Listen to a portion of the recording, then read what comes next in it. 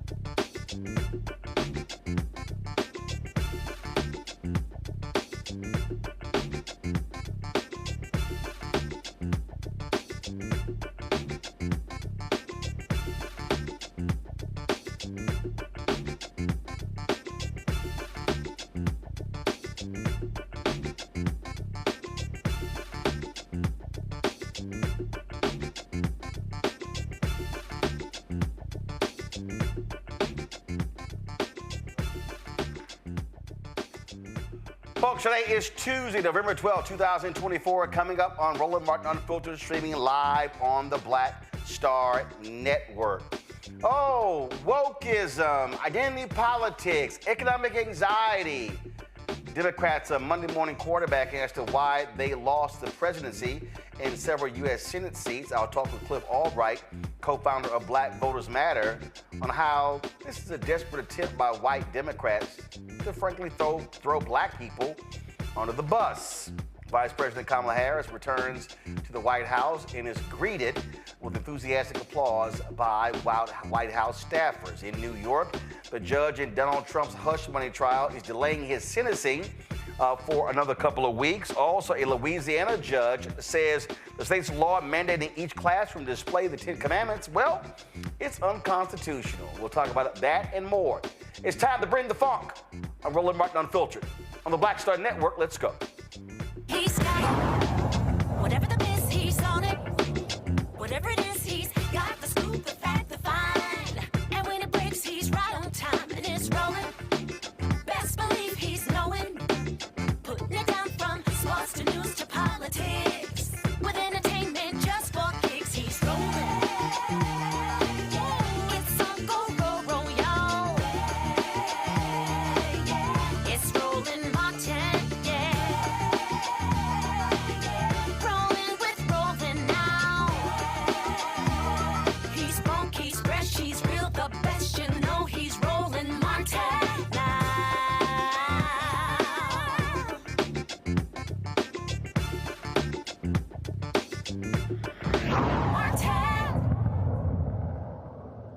Well, you can always count on white Democrats to start complaining and, oh my God, this is what happened and why we lost, and it's defund the police, it's wokeism, it's identity politics, it's all of that stuff, even though none of that stuff Vice President Kamala Harris actually talked about. It's just whining and complaining. Here's James Carville just really upset, talking about, I mean, we told y'all this identity crap, it's awful. Listen to this. We have no legislative power, we have no executive power, we have no judicial power. So when you're out of power, you're an opposition party. And go and tell all of the people that are sending you and asking you for money, justify what you did, justify what you did wrong, and tell us what you're going to do different. Because what you've done ain't worth a shit. Get your head around that. In all of the Washington-based Democrats farting around, going to wine and cheese parties and talking about how misogynistic race, get your ass out of Washington and go work on a 2026 campaign and do penance to make up for your goddamn arrogance and stupidity. Well, we're going to say we told you so. We told you this identity shit was disaster. We told you to get out in front of public safety issues. You didn't. We told you to have an open process and demonstrate the magnificent and staggering and deep talent that exists in the modern Democratic Party. You didn't. We told you to differentiate yourself from Biden. You didn't. I hate to be some fucking know-it-all, but all of these things are part of the record. Yeah. We have all right. So, not only that, I saw this tweet earlier, and I had to comment on it, and my next guest also commented on it. Let me find it. So, Senator Chris Murphy of Connecticut.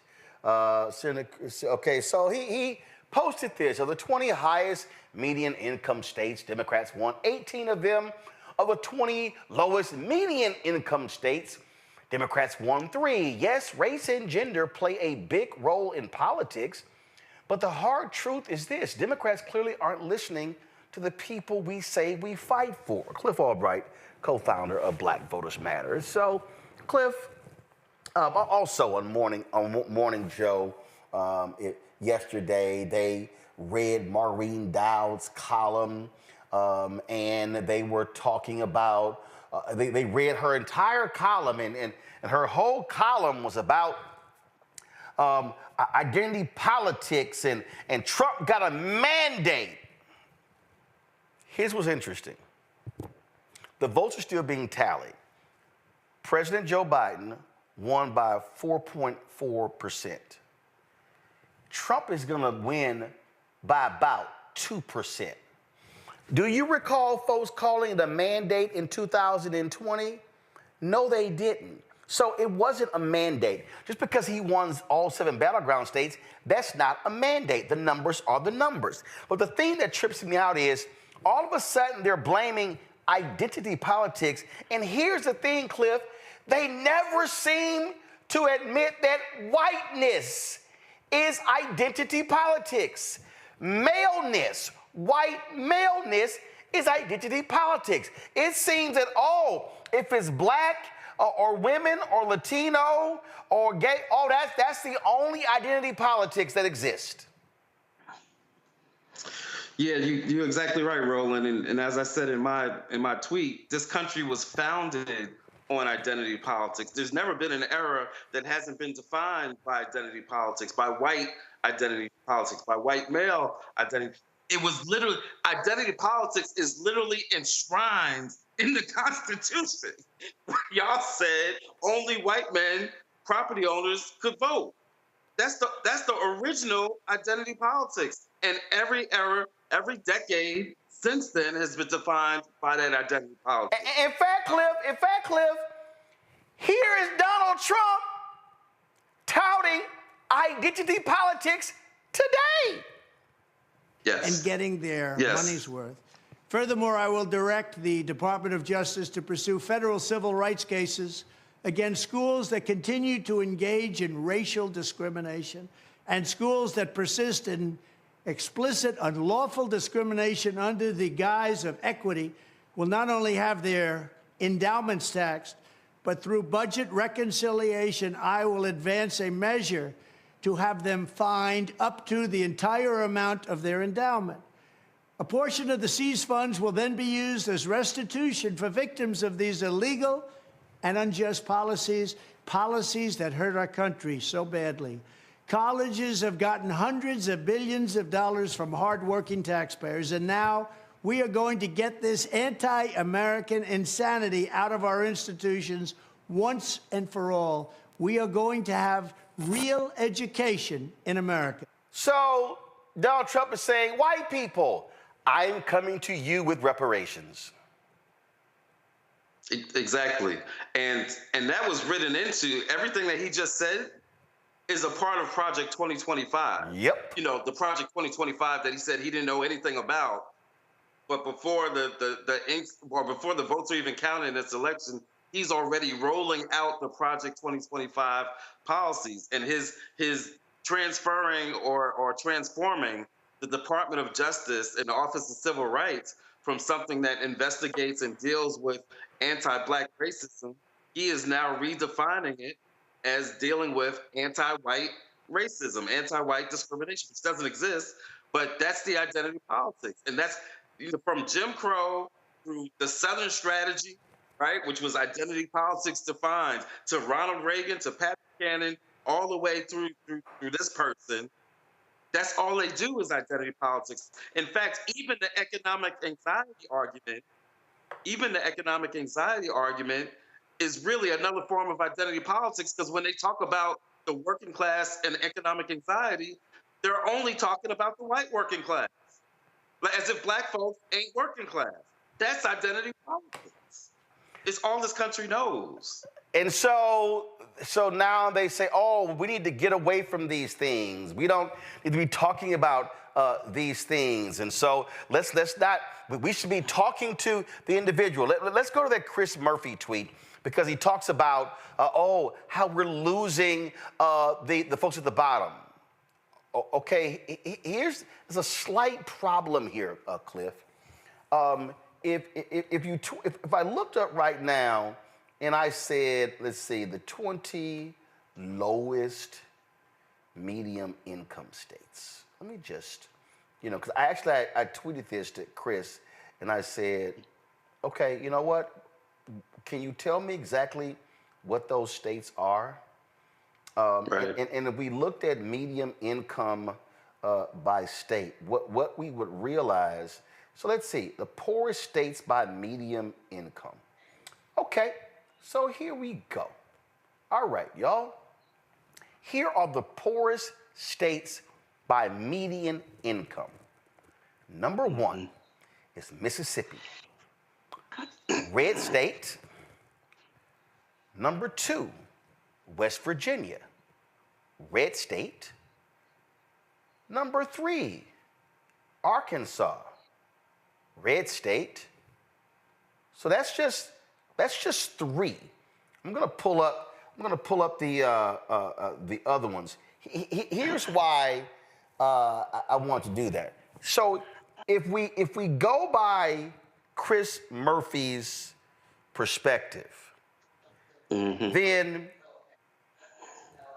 Republican policies, if they were so amazing, if they were so great, if they spoke to the working class, then those wouldn't be the bottom three brokest states in the union. It would be nirvana. It would be amazing. It would be lovely economically. Folks would be flocking to Mississippi, West Virginia, and Arkansas to live and do business because it's so great. Those people, clearly, Cliff, are voting against their economic interest. Right.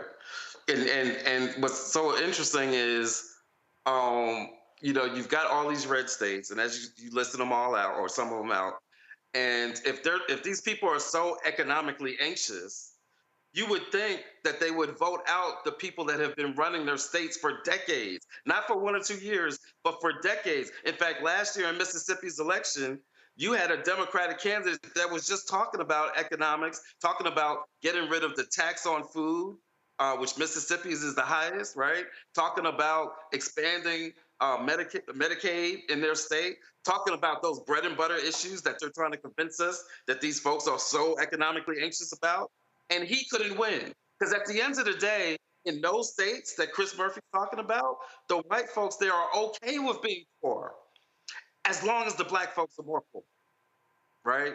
As long as they've got some other folk that they can look on to as being above them or pointing out and saying that they're the problem, they're okay with that. So this ain't about economic anxiety, or those states would look differently.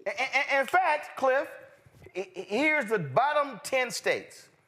Mississippi, Arkansas, West Virginia, Louisiana, Alabama, Oklahoma, South Carolina, New Mexico, South Dakota, Kentucky. Of those 10, only one is a blue state, which Vice President Kamala Harris won, which Democrats typically win. That is New Mexico. So I'm trying to understand what exactly is Senator Chris Murphy, is James Carville, is Maureen Dowd, is Joe Scarborough, Mika Brzezinski, all of these people who keep talking about Senator Bernie Sanders. I really want them to explain to me how they are going to talk to the people in 9 of these 10 states to say, hey, you should be listening to Democrats. There's nothing to say. Because what Howard Dean said in 2004 still applies. The Republicans talk to these people about culture, about God, gays, and guns. Republicans ran $135 million worth of ads about Vice President Kamala Harris and transgender surgeries for illegal immigrants in prison. Even though the policy came together under Donald Trump, he was in the White Office. He was in the Oval Office. I call it the White Office because historically has been the White Office. But this is the reality. So I'm just trying to understand what is the conversation that Democrats can have with all of these red states that continue to be broke, to be poor, to be illiterate, and have the worst health outcomes. Yeah. At the end of the day, we can't count on this media or even these Democratic elected officials, because I've said from the beginning that there's some Democrats that would be more comfortable losing elections than to actually have to win elections and to acknowledge a progressive black base, right? But we can't count on the media, especially, to get this analysis right of this election any more than when there's a police shooting that you can count on the police department to do the investigation. The media is complicit in this. The media is complicit in the ways that they tore up Biden, only talked about his age, never talked about Trump's age, only talked bad about the economy, and then you wonder why people think that the economy was bad, when in fact it's the envy of the entire industrialized world. But all they did, and then now we're supposed to trust them to do this analysis, talk about economic anxiety. They can't do it because to talk about a real analysis that really talks about the issues of race and misogyny forces them to deal with themselves. And just like the police department is not going to investigate themselves that way, this media is not going to investigate themselves that way. So we can't count on them. So we got all these bad think pieces that are out there. Just like I can't count on them even for these exit polls, because I can't believe that the same people that tried to tell us for 2 years that black folks weren't going to show up, that black men weren't going to show up, and then we show up and we do at the same level as what we did with Biden, right? Even more arguably, and yet we're supposed to trust them to say, oh, you know what? We were wrong about y'all. No, they're not going to do that. And so all of the stories that we're seeing are basically just to reaffirm the narratives that they had just spent 2 years trying to build up. Yeah, I mean, it amazes me, and I pulled up another one, and so I think these are the 20. So Mississippi red, West Virginia red, Louisiana red, Arkansas red, that's 4, Alabama red, that's 5, New Mexico, Kentucky red, Oklahoma red, South Carolina red, Tennessee red, Missouri red, North Carolina red, Ohio red, Indiana red, Florida red. I'm absolutely confused. What is the conversation? And here's the other thing. Here's what I want to know. Okay, James Carville, you said, this defund shit. Biden and Harris gave more money to the cops. They actually did more. I'm sorry. Do you recall hearing Biden or Harris talk about defund the police? I didn't hear that. I didn't hear that in any Senate race. So let's see here. They're latching on. Then, these Democrats need to get out of these parties in D.C. How about you, James? How about you get out of your crypt? How about you get out of your crypt and realize what's actually happening out here? How about you realize that no matter how much truthful information was shared, people decided, you know what? I like the lie. I saw the Scott Pelley 60 Minutes interview. I saw a clip, and this woman, Scott Pelley told her how the election was. He was talking to her about the election, and I don't feel better. My wages didn't go up. Not. He's telling her. In fact, here it is. Listen to this. 7:30 we opened, 7:30 to 10. Yeah. Roz Werkheiser was a waitress 25 years ago. Now she runs the place. My mother used to always say, gotta vote Democrat, they're for the poor people. You grew up in a Democratic household? Yes. But you just voted for Donald Trump? Yes. Inflation is down by more than half. Interest rates are falling, mortgage rates are falling, wages are going up. Are you not feeling that? I don't feel it. No, I don't feel it. I don't feel it at all. Everybody I talked to, nobody's wages went up. But we had 4 years of this. 4 years. Gas was super high. Yes, it just went down now, but the past 3.5 years it was up. Okay. So she said gas was up. Okay. But see, again, this is the folks who, the last 4 years, it was up. There was a thing called COVID in 2020. There was a thing called COVID in 2021. And we were still impacted by COVID in 2022. So you weren't gonna be paying $1.50 for gas because people weren't going anywhere. So again, like you sit here and you go, what the hell are y'all talking about? You were coming out of COVID. There's a survey that was done recently that shows that people who identified correctly objective statements about the nature of the economy, the nature of the country, basic issues like immigration, like people who are able to identify that immigration has actually gone down over the past year and a half. People who are able to identify that inflation is actually pretty low. Yeah, I got the graphic right here. Keep going. Yeah, people that were able to identify these basic facts overwhelmingly voted for Kamala Harris. People who did not know these basic facts, they voted for Trump, right? So there is a basic problem with just the nature of like facts and information, and that's a real problem, right? And I'll even say that some of Democratic, progressive, whatever, that they've got to do better about the way that we deal with communications, right? It's not just the messaging, and it certainly isn't the policy, but it is about this ecosystem where conservatives control just a lot of different forms of communication that Democrats and progressives don't have. And then the mainstream media makes it worse, right? Because what they do is they repeat the stuff that Trump is saying. And so there's a very basic problem that if people have accurate information, then they will vote the right way. It's not even like the woman in the video said, where she's like, oh, I'm not feeling it, right? It's one thing if you say, well, yeah, I know that this is a fact, that the economy's better. I'm just not feeling it. Fine, that's your reality. I'm not asking you to whatever your lived experience, but you got to recognize what the reality is overall. And most people who voted for Trump simply are receiving different information, and they live in a different reality. But we also have to accept, Cliff, we also have to accept the fact that Donald Trump and Republicans lie. Yeah. They lie with impunity. Yeah. And Fox News and conservative talk radio and conservative digital, they protect the lie. They advance the lie. They literally push the lie. Here is somebody here talking about, and again, for all these people out here, oh my God, gas prices were high.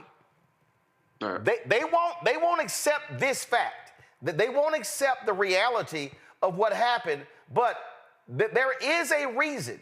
There is a very clear reason, first, why gas prices were low, why they then went high, and why we had inflation. Listen. Here's the accurate story that I've been telling for forever. Saudi Arabia and Russia hatched a plan to con Donald Trump into signing a huge production cut deal. And they actually did this before COVID. They were going to do this regardless of if COVID happened or not. Understand that Vladimir Putin and MBS are tight. They're very close friends. They're very close allies. Why in the world would they get in the middle of an oil price war? If not but for to get Donald Trump to the table. So COVID happened. They started the oil price war. Oil went negative. That's the zero line. So that's how far below zero it was. And they got what they wanted. They got Donald Trump to come to the table. You see, they needed his blessing because he had been threatening Saudi Arabia his entire presidency if they didn't continue increasing oil production. But they knew if they showed him a little favor, they knew if they talked to him the right way, they could pretty much convince him to do anything because it's Donald Trump. So he agreed to the OPEC 2020 deal, a 2-year production cut of 10%. So this was a 9.7 million barrel a day production cut, which at the time was almost as much as the entire U.S. production because U.S. production had fallen to 11.5 or so million barrels a day. So just imagine almost wiping out all of the United States oil production on the global market, what that would do. That deal was signed in April of 2020, and it ended May 1st of 2022. The problem with the deal was that it was a 2-year cut. That was a terrible, terrible deal. This is what happened to gas prices from the beginning of the deal to the end of the deal. This is what happened to inflation in the United States, beginning of the deal, end of the deal. This is what happened to global inflation, beginning of the deal, end of the deal. And this is what happened by the end of the deal. Saudi Aramco became the most valuable company to ever exist. And somewhere in there was a deal for Jared Kushner to get $2 billion. that is the accurate and correct depiction of the events. Because half the podcasts in the country right now are getting it wrong. So don't just share this, share it with the right people. Those people running those podcasts, people in the media. That way they can deliver the correct information. Thanks. Here's Cliff. I mean, and that's it happened. Yep. And that's the point that I was trying to get to with that graph, and you are absolutely right by saying that people will believe the lie. So the reason that you've got this false information and people being disconnected from reality is because at the end of the day, they don't want to hear what that white brother just said when they can listen to the white racist that'll just tell them that the reason that they're in their situation is because of these black folks, it's because of these immigrants, it's because of whatever, it's because of LGBT, all of that stuff. At the end of the day, it all comes back to the racism and the misogyny. It's the same way that people, by white folks, poor white folks in Kentucky, hate Obamacare. They hate Obamacare, right? Don't talk to them about Obamacare, but talk to them about, what's it called, the Kentucky Connect or Commonwealth, whatever they call it, and they love it. They're like, don't touch my health care. I don't like Obama, he's a socialist, but don't touch my Kentucky whatever, because as long as it's not attached to Obama, as long as it's not attached to Kamala, as long as it's not attached to some black woman, and they can instead associate with the white supremacists, then they're all good. And that's the hard truth that this country has never been ready to deal with. The last thing I'm gonna say on the identity politics thing, and you touched on it, and this is, again, the problem with the media and the problem with these weak Democrats is they let Trump go out there and define the conversation. Nobody was running on identity politics. Kamala didn't even talk about being the first black South Asian woman. She didn't talk. In fact, if not for Trump questioning her blackness, and then crazy old Dana Bash and whoever it was asking her about it in an interview, there would have been no discussion of her identity. There would have been no discussion of somebody running as an LGBT or as a trans person, right? But they run on that, and then after the fact, Democrats want to accuse Kamala and others of running on, in Carville's example, of running on identity. Wasn't nobody running on identity politics except for Trump.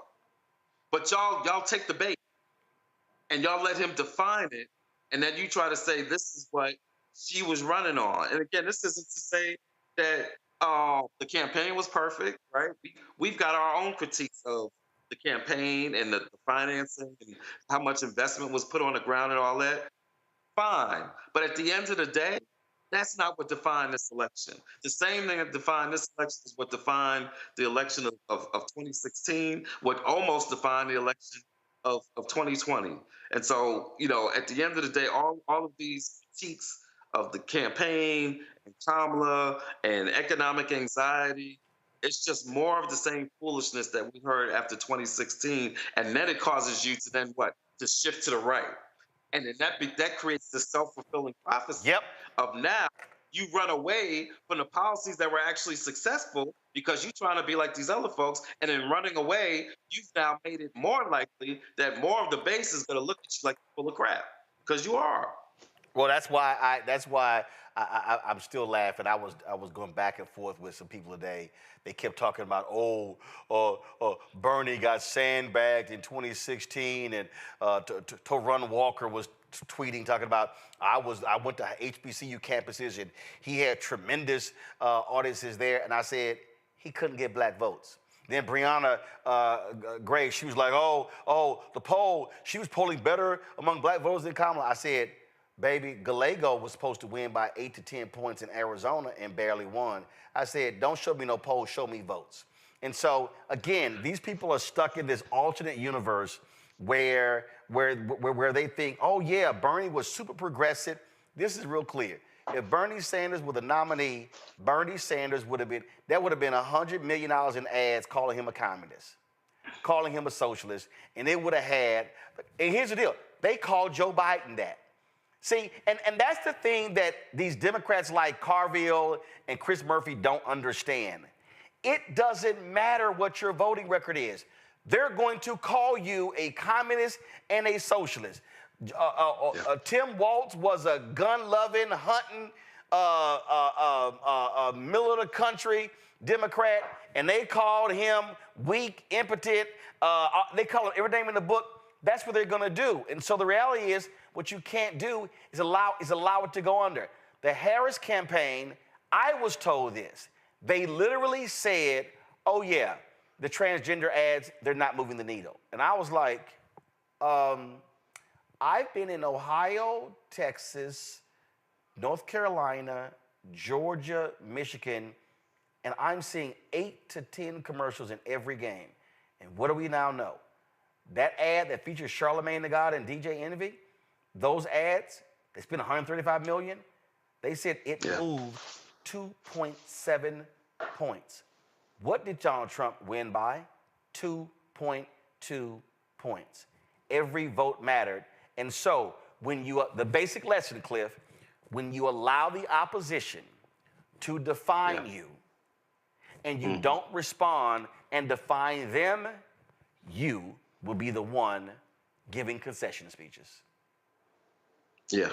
And you know, just on that ad, you know, and again, mistakes may have been made. I would have dealt with that differently. Like, part of their response was by saying, well, yeah, I did that, but Trump did it too, and that just wasn't landing correctly, right? And again, at the end of the day, it may not have mattered what she said about that issue, because again, you know, white America gonna do what white America gonna do. But I would have dealt with it differently, you know, by trying to pivot and saying, at the end of the day, it's not trans people that are shooting up your schools. It's not trans people that are causing your prices to be high, your housing to be high. It's not trans people that were denying you health care before we had Obamacare. It's not, you know, trans people doing all these things, and just reverse it and bring it back to the issue that you really want to talk about. But let me say this thing, because you mentioned Gallegos and, you know, these Senate, and there's a lot out there about why some of the Dem candidates did better than Kamala Harris did. And, you know, the challenging thing is, and I've said this before, the math ain't math. It's not so much that Democratic voters were voting for those candidates and then not voting for Kamala.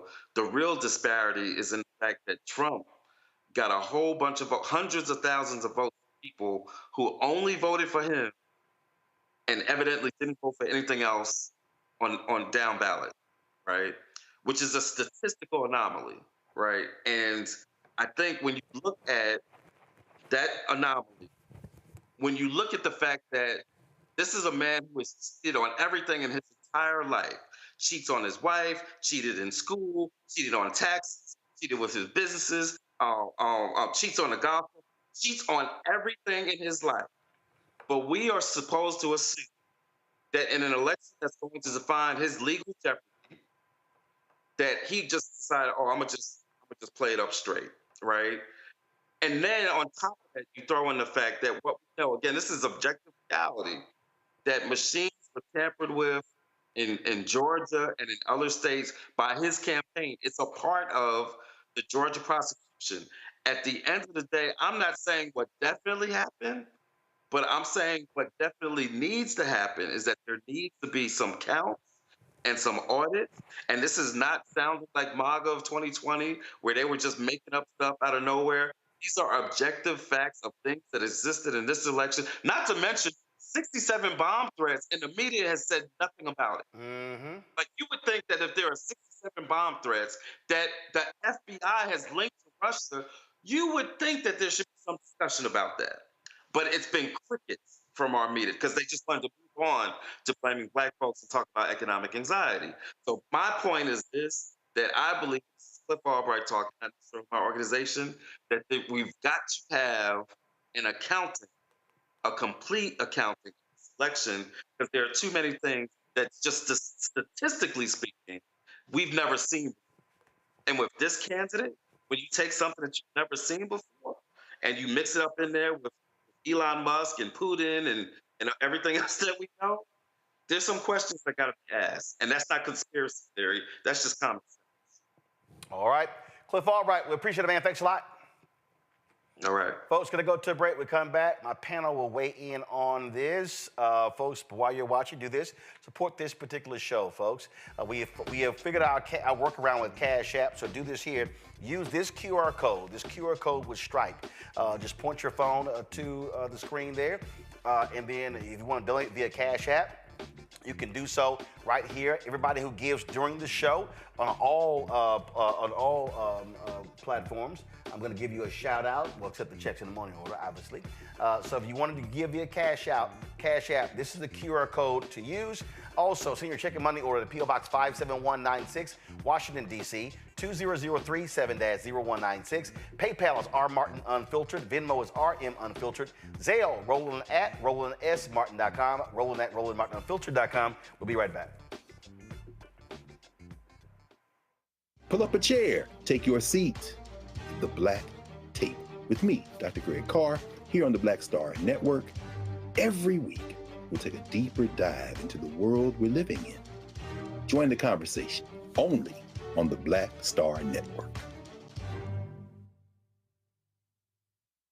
Hi, I'm Dr. Jackie Hood Martin, and I have a question for you. Ever feel as if your life is teetering and the weight and pressure of the world is consistently on your shoulders? Well, let me tell you, living a balanced life isn't easy. Join me each Tuesday on Black Star Network for A Balanced Life with Dr. Jackie. We'll laugh together, cry together, pull ourselves together, and cheer each other on. So join me for new shows each Tuesday on Black Star Network, A Balanced Life with Dr. Jackie.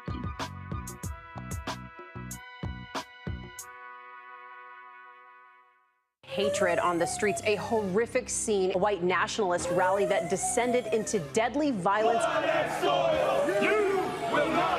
White people are losing their damn minds. As an angry pro-Trump mob storms the U.S. Capitol, we've seen shooting. We're about to see the rise of what I call white minority resistance. We have seen white folks in this country who simply cannot tolerate black folks voting. I think what we're seeing is the inevitable result of violent denial. This is part of American history. Every time that people of color have made progress, whether real or symbolic, there has been what Carol Anderson at Emory University calls white rage as a backlash. This is the rise of the Proud Boys and the Boogaloo Boys. America, there's going to be more of this. Here's all the Proud Boys, guys. This country is getting increasingly racist in its behaviors and its attitudes because of the fear of white people. The fear that they're taking our jobs, they're taking our resources, they're taking our women. This is white fear.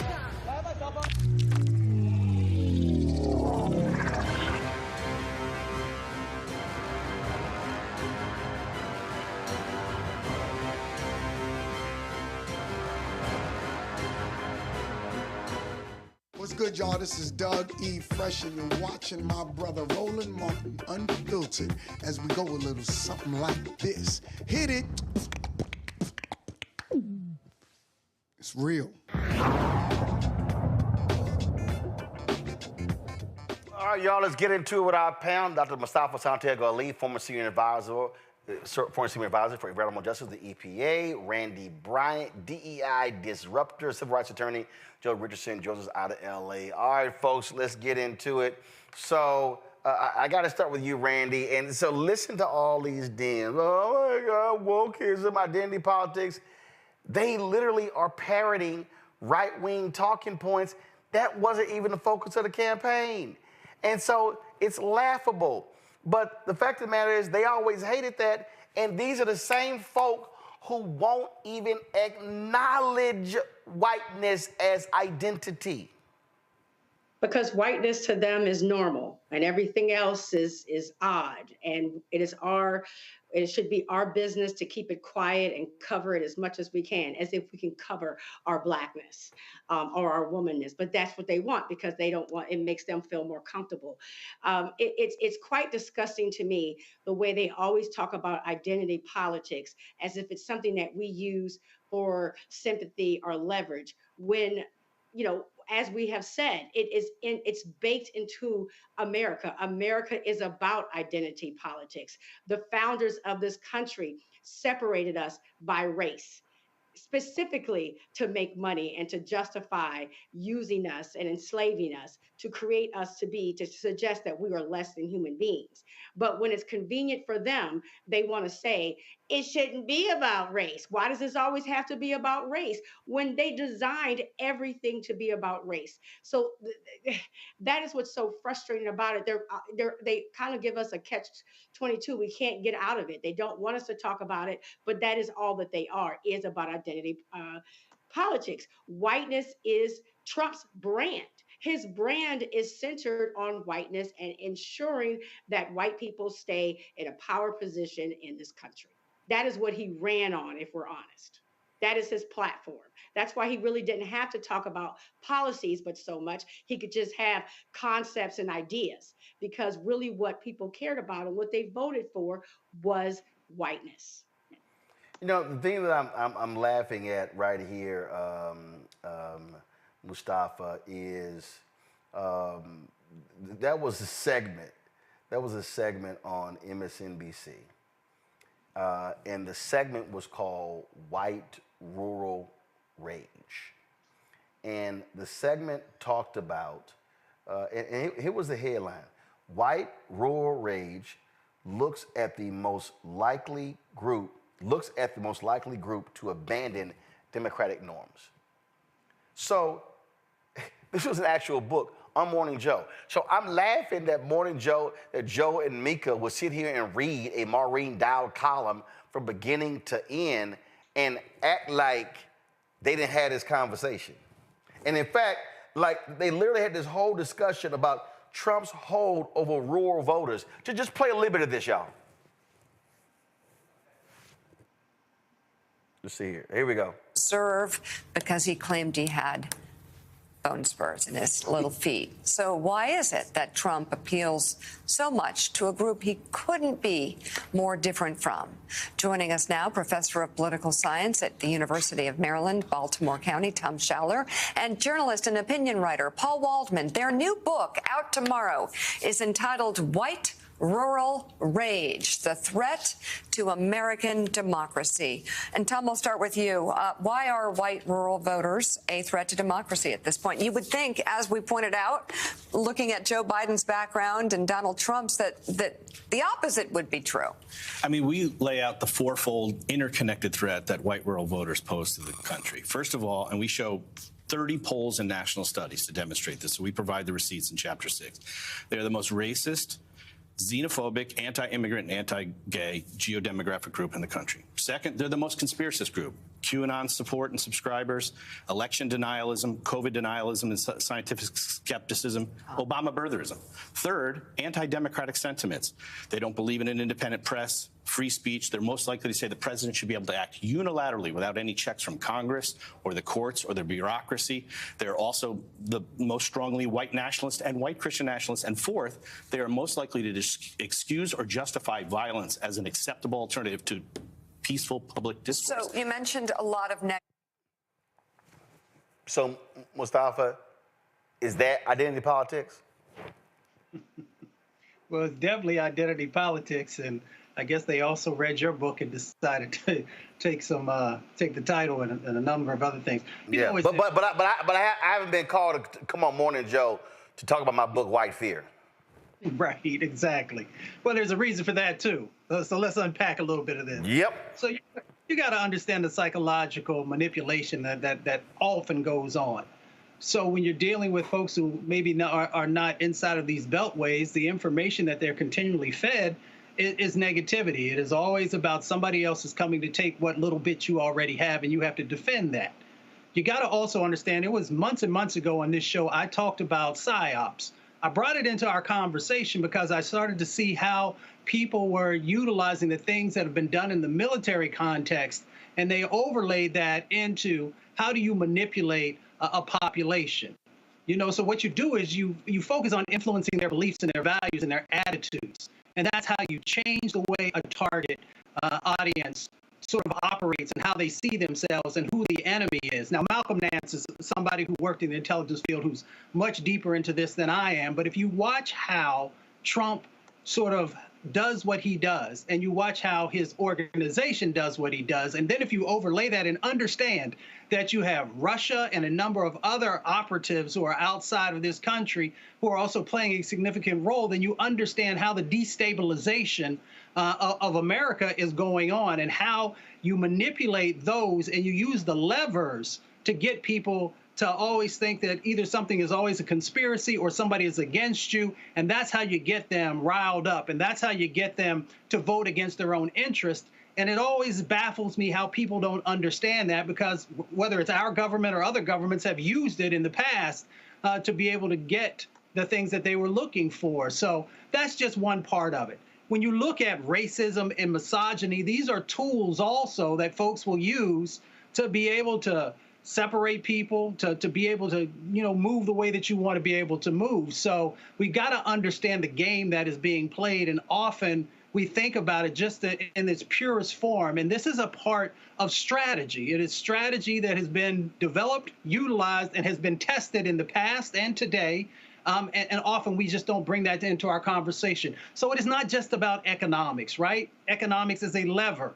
When you can manipulate the way people see, even if something is moving in a positive direction, and if you continue to tell them that it is not, and you hear that message over and over and over again, you're going to start to believe that. It is all about perception.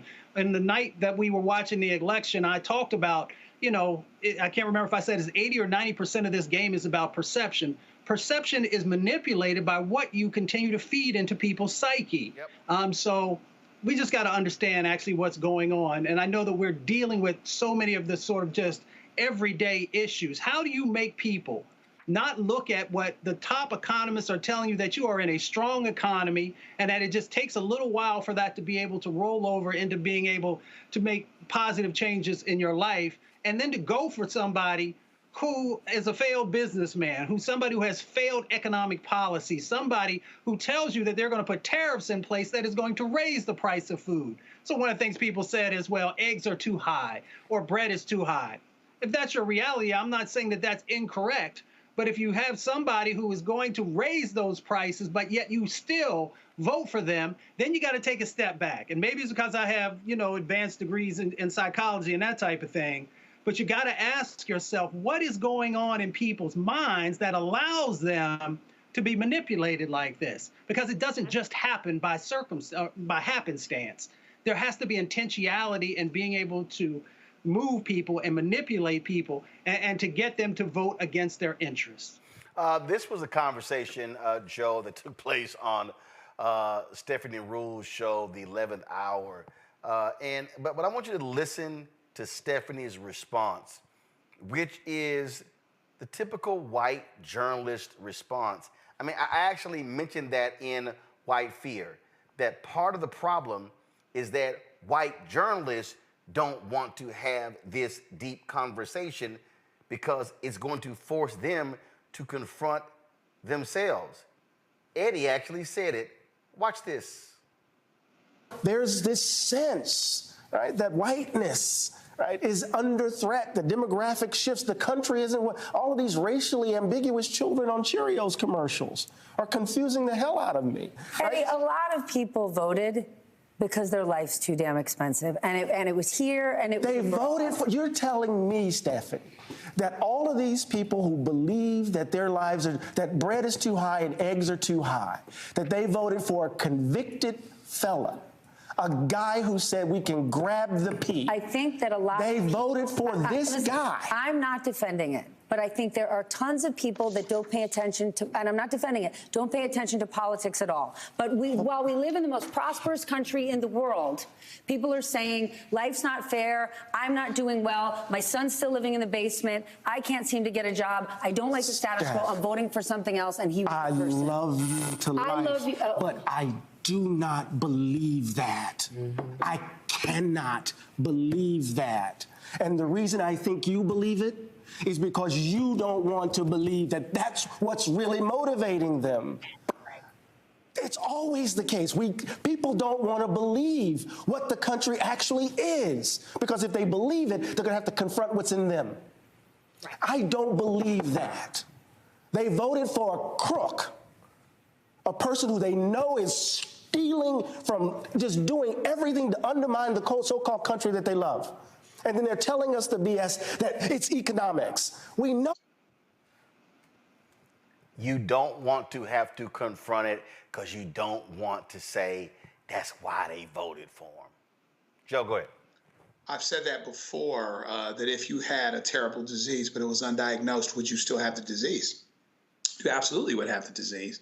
But what it also means is if it's undiagnosed, that means that you're not going to deal with it, right? And so the disease is going to take and have its effect. That's what we have now going on. There's many people out there that through their reporting, through their journalism, through their lives, through their prioritization of this or that and the other thing, they seek to embrace whiteness. And whether they want to or not, and even if they're very well-intentioned and they don't realize it, they still have to be accountable for the fact that this is not going to be dealt with unless and until you recognize that the disease is there. And so until you do that, what you do is you accuse Black people who Democrats don't win elections without and usually win elections because of. You accuse them of identity politics. You accuse Kamala Harris of wokeism, even though she stayed about as far away from wokeism and from identity politics as she could possibly have done. As a matter of fact, at the same time, she was damned if she did and damned if she didn't, because a bunch of folks were like, she really should have solidified her base and stopped trying to cater to Republican moderates and should have, supported these folks well and talked about their issues. So you've got two people both pointing at Black folks, right? Both pointing at Kamala Harris for different reasons, accusing her of things that she didn't do. And that helps you to change the subject. If you don't like what's going on, that's what you normally do. You change the subject. You change the subject to all of these things that she went out of her way to actually avoid during the campaign. And meanwhile, you don't deal with the issue at hand, actually facing the notion that we have a problem because we are based, created, and we function on identity politics. But when they do it, it's okay. But when we do it, or when we're accused of doing it, we are the reason, therefore, that an entire election is lost. But the fact of the matter is, we're the reason why elections get won. We're the most consistent Black women and then Black men. We are the most consistent supporters of the Democratic Party.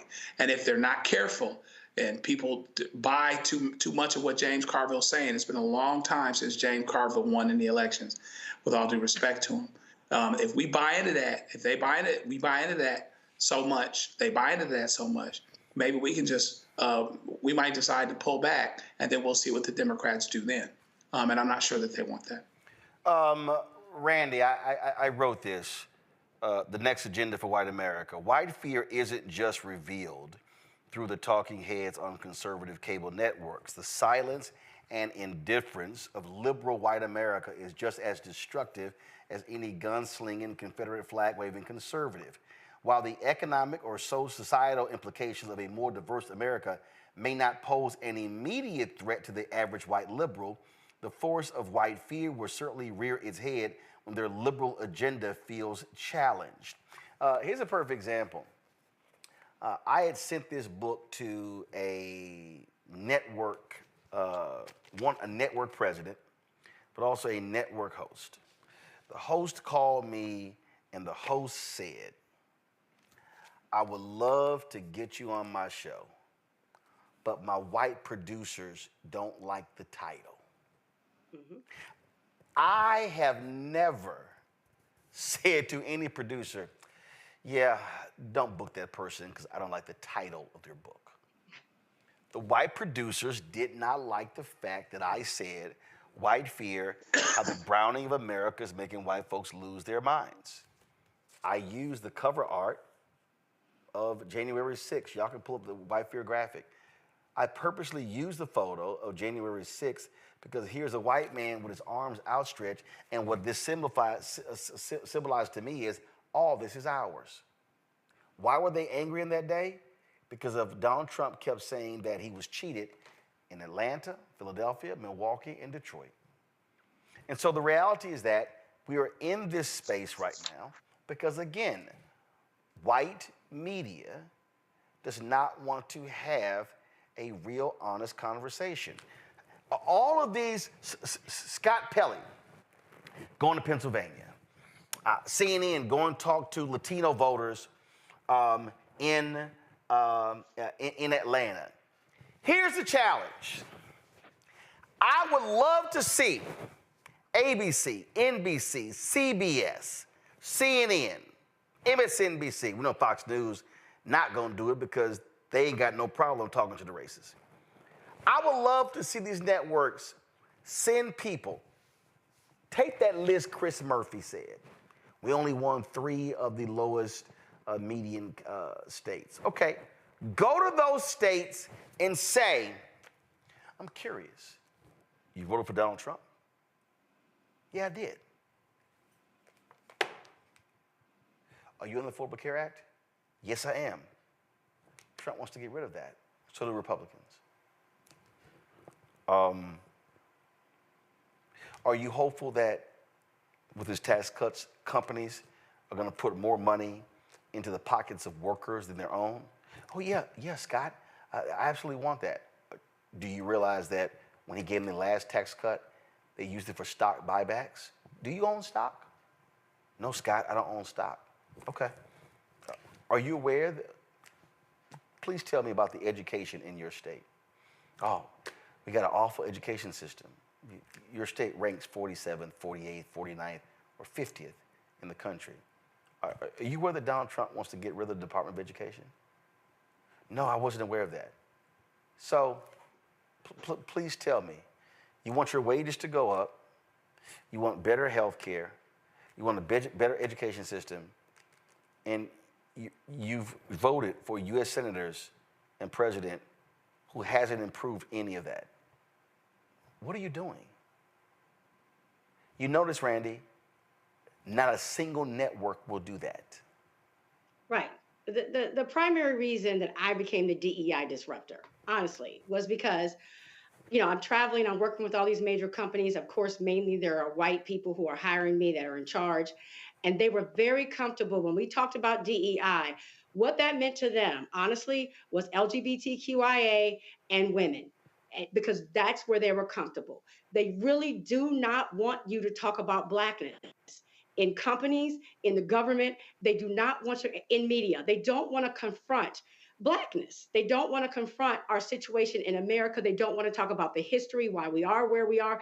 And so they avoid it altogether. So the media is not going to do that.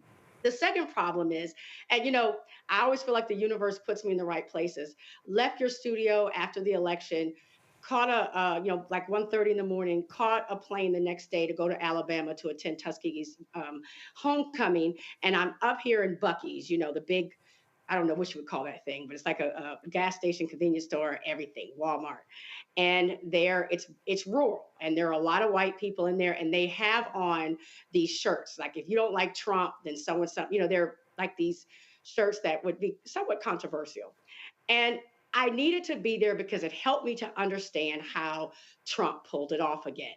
And what we must say that Trump has done a great job of doing is that he creates this idea of it's us against them. It is a war.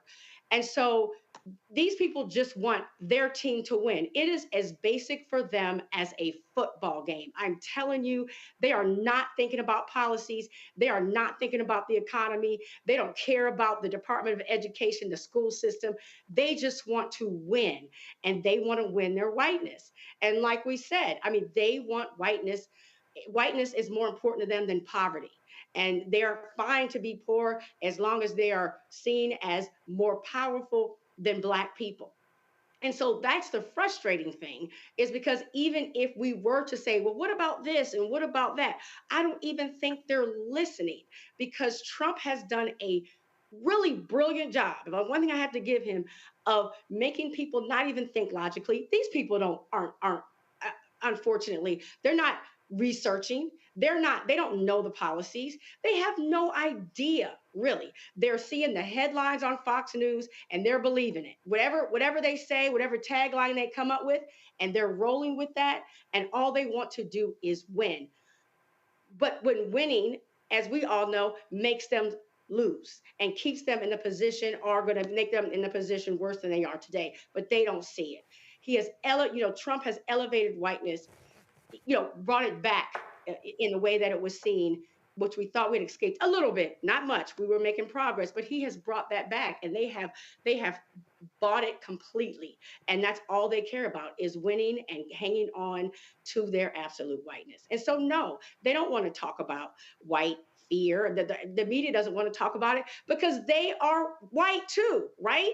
And one last thing, of course, because of what I do, I have a lot of white women who come into my comments and they're talking, and they are so comfortable talking about sexism and misogyny. And that is why, Kamala did not win. But the minute I bring up race, they really are uncomfortable with that. They want to say, no, that wasn't it. They'll say, what about Barack Obama? And I said, why are you so comfortable looking at sexism and misogyny? But when it comes to race, and I said, if you want, because, Black women have decided we tired, we're not going to do anything. If you really want to join forces with Black women, you will have to acknowledge our position and what being Black is for us in this country. We're not going to just ride with you in sisterhood because of this sexism and misogyny. They want this whole sisterhood and sister movement, but they have to see what it really is for us. So no, I would say it's a very rare white person who is comfortable dealing with the true issue and history of race in America. Absolutely. So I just love all of these different takes, and they're trying to come up with, oh no, focus on this, focus on that. When they did those things, Biden and Harris literally did those things. Now, you could say they didn't talk about them enough, but they actually did them. So let's see what they say when Trump does it. Gotta go to break. We come back. More on, okay, there we go. More on Roland Martin Unfiltered on the Black Star Network in a moment. Black Star Network is here. Oh, no punch! I'm real revolutionary right now. Thank you for being the voice of Black America. All momentum we have now, we have to keep this going. The video looks phenomenal. See, there's a difference between Black Star Network and Black-owned media and something like CNN. You can't be Black-owned media and be scared. It's time to be smart. Bring your eyeballs home. You dig? When you talk about Blackness and what happens in Black culture, covering these things that matter to us, speaking to our issues and concerns. This is a genuine people-powered movement. There's a lot of stuff that we're not getting. You get it, and you spread the word. We wish to plead our own cause. Too long have others spoken for us. We cannot tell our own story if we can't pay for it. This is about covering us. Invest in Black-owned media. Your dollars matter. We don't have to keep asking them to cover our stuff. So please support us in what we do, folks. We want to hit 2,000 people, $50 this month, raise $100,000. We're behind 100,000, so we want to hit that. Y'all money makes this possible. Checks and money orders go to P.O. Box 57196, Washington, D.C. 20037-0196. PayPal is R Martin Unfiltered. Venmo is RM Unfiltered. Zelle is Roland at RolandSMartin.com.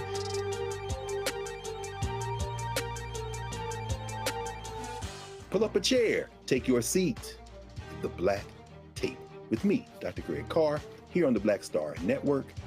Every week, we'll take a deeper dive into the world we're living in. Join the conversation only on the Black Star Network. Hey, yo, what's up? This is Mr. Dalvin right here.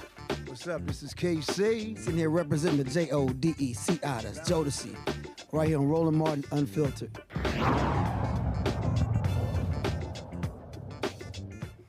All right, folks, Vice President Kamala Harris returned to the White House today and was greeted with enthusiastic cheers.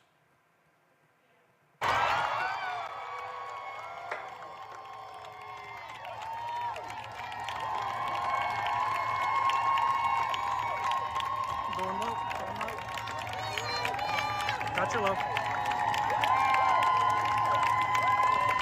Camera crew in the way. Camera. Okay.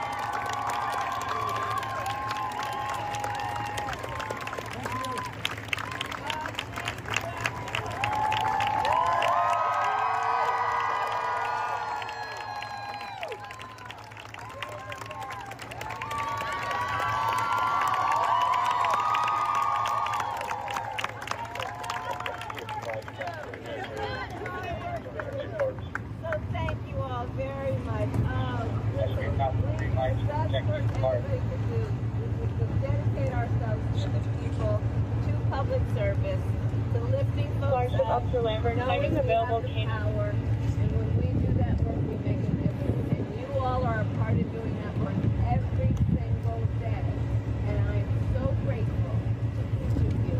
So let's get back to work because we still have work to get done. And I'm sending you all my love and thanks. Thank you, everyone.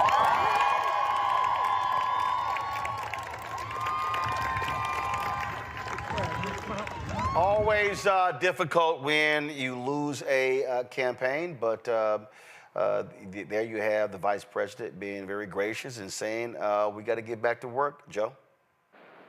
Yeah, I mean, we have to get back to work, and there's a couple months left, and so you really run it out. I would like to think that as she goes along, the vice president will become more and more encouraged and emboldened by what she accomplished. She was set up to do basically the impossible, and she did a doggone good job of it. She didn't make any of the mistakes that Hillary Clinton did, but she still found herself in a situation where I believe that she did everything that she could. Sure, you can argue this or that. You could do this differently. You could do that differently. But she ran hard, and she reminded us of what's possible. And sometimes we have to have perspective. When we don't win an election and we think it's a crucial election, everyone is, and we feel a certain type of way about it, we have to remind ourselves of how far we've come. And she has shown us how far that we've come. She was where she needed to be. The party put her in a position. Maybe the party didn't do everything that it could, or on the back end, there's some finger pointing that shouldn't be going on, but that's par for the course. But I'm glad that she did what she did. I'm glad she ran it the way that she ran it. She shouldn't have any regrets that way. And hopefully we'll be able to move forward, and hopefully she'll be able to move forward, because she doesn't have to be done in politics if she doesn't want to be. And I'd like to think that her best contributions are still ahead. Randy? I feel exactly the same. I have definitely been thinking about her, and I just want her to know that she still created such joy and hope for millions of Americans, and that she was able to do that in what she had 116 days or something like that is quite remarkable. And she still is the vice president of this country as a Black woman. And so she is to be celebrated and looked up to. And yeah, I'm just incredibly proud of her. And I hope that she feels that and knows that. Mustafa? What did Dr. King said? The arc of the moral universe is long, but it bends towards justice. I mean, the things that we saw her be able to accomplish in 100 days is something that it would have took many other individuals a considerable longer time to actually build infrastructure, to be able to get the message out there, to be able to raise the funds that are necessary to be able to compete, so forth and so on. So what it did was it showed her brilliance and resilience. She reminds me of both Fannie Lou Hamer and Rosa Parks and Ida B. Wells and Shirley Chisholm. And I'm sure if Shirley was still with us, she would tell her, you know, how thankful she is for getting us that much closer to that final goal. So she just took the baton, took it a little bit further, and there will be someone else who will come. Another sister will come, and they will help to make it across the finish line. So excellent job, and we'll continue to fight on. Indeed, folks. So you go on, and so if the Senate needs to be focused on confirming as many of the federal judicial picks as they can, that to me is critically important, and also locking down some of the other nominations and getting a lot of that stuff done. So hopefully you'll see President Biden as well as Vice President Harris actually doing that. Folks, the judge overseeing Donald Trump's New York criminal trial has delayed a key ruling on Tuesday that whether the president's conviction should be set aside. Trump's team wants the case dismissed, and the prosecution says it needs time to evaluate the next steps. Now that Trump has been reelected, the court has granted them a week's delay to provide their position. Trump's sentencing was scheduled for November 26th, but that has also been put on hold. A jury convicted him in May on 34 felony counts related to hush money payments made to adult film actress Stormy Daniels. See, here's what I don't understand, Joe. Okay? He was convicted before the election. Him being elected ain't got a damn thing to do with actually what happened. And this idea that because he's now been elected, you get to set aside the conviction. That is absolutely illogical. There was a state representative in Texas who was convicted, who went to jail while still being a state rep. What am I missing here? Yeah, she should. It shouldn't make a difference, right? First of all, it's a state case, right? And the feds don't have jurisdiction, so he doesn't have the ability to pardon himself, right? So nothing like that is going to happen, right? And this is a conviction. The horse is already out of the barn, as it were. This is a conviction. He, may appeal it, et cetera, but normally you're going to appeal it after the sentence, right? And so really, because it's a conviction and he's already convicted and it happened before he was elected, that should be running out. Now, of course, it's a practical matter with the appeal and all these other things. This could go on for years. But that being said, there's still the matter of sentencing him because he has been convicted. And maybe we're in another space where the judges or whoever else is just worried about how it's going to look. The fact that you have, a guy that you've elected president that has been convicted of a crime and you possibly sentence him. Yeah, he's a convicted criminal. That's what you do. It's not the jury's fault that we're here. It's not the prosecutor's fault that we're here, other than the fact that the prosecutor exercised the discretion to bring a case where they believe that they could get a conviction. And guess what? They got a conviction. Quit undermining. This is another way, whether they want to admit it or not, where we undermine who we are and what we're looking at. Yes, we elected a guy that's been convicted of 34 charges, and he should be sentenced just like anybody else would. Okay? And so, yeah, it should be convicted. He has been convicted and should be sentenced, and let that run through its course and see where it goes. But it's a state case. He doesn't have jurisdiction over it. He can't pardon himself. And there you are. So it should be happening still. Yeah. I just don't get, Mustafa, how this DOJ memo is not in the Constitution. It's not a law. Impacts a state case. It doesn't matter if he was elected. What the hell is the point of having etched in stone above the Supreme Court equal justice under law if that's a lie? Exactly. That's the same thing I was just thinking about. Because you send a message across the country that certain people are above the law. So does it stop at being president if you're a vice president and you violate the law, or if you're a senator? So, folks pay attention to these types of things. And it's incredibly important for us to make sure that there is justice inside of justice, if I can say it that way. But we know that privilege, and you can put whatever defining words you want in front of that, whether it is wealthy privilege or white privilege or whatever it is, but it comes down to privilege, being able to say that, yeah, you did the time or you did the crime, but you don't have to do the time. And we've got to change that dynamic, because it just sends the wrong message, not only to folks inside of our country, but it sends a message also across the planet about what does democracy look like and what does justice look like inside of that democracy. There literally is nothing, Randy, nothing that says, oh, if you were convicted of a crime and then you got elected, oh, we can just throw the charges out. We can just throw them out. The reality is the judge could sentence him to probation. The sentencing happens before the inauguration. This is bullshit. And also, the Georgia case, that's a state case.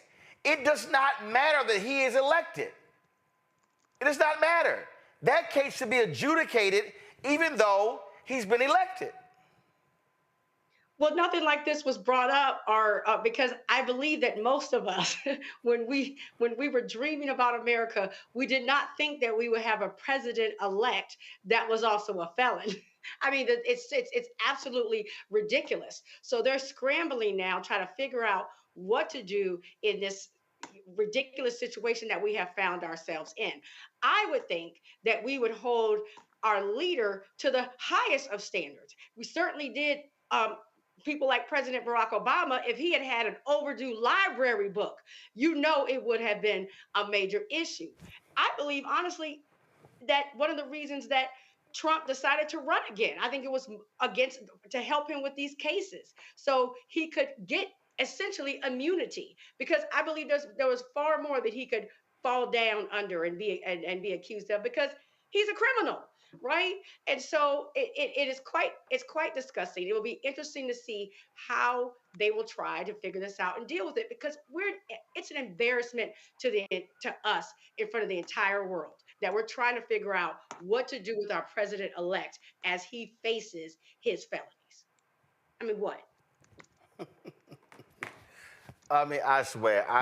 And if y'all want to know, if y'all want to see a sign of sheer stupidity, and if you want to see how nonsensical the next 4 years is about to be, this dumbass just announced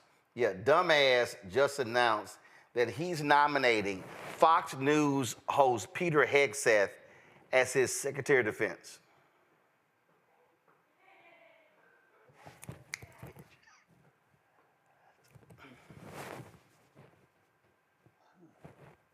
No words.